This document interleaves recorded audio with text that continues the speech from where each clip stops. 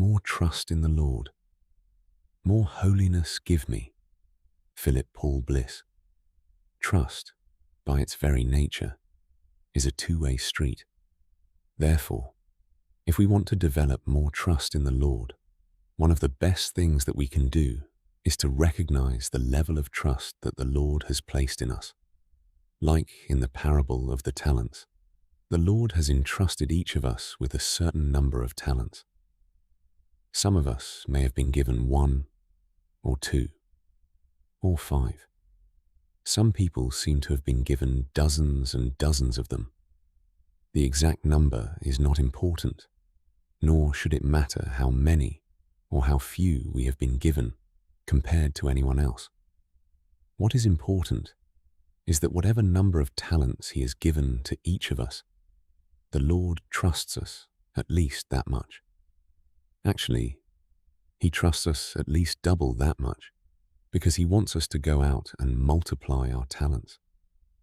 We could be like the wicked and slothful servant who was too afraid of disappointing his master, and so convinced that the trust given to him that his single talent represented was entirely misplaced, that he hid his talent rather than run the risk of failure.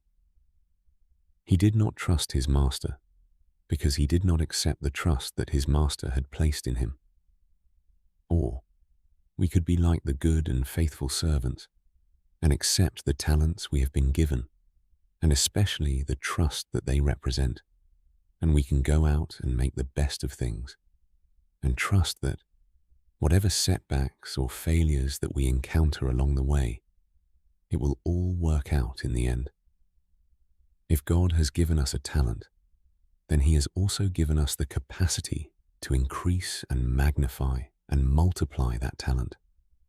As we go forth with faith and make mistakes and repent and try again and eventually manage to double the talents that we have been given, how much will our trust grow in the Lord?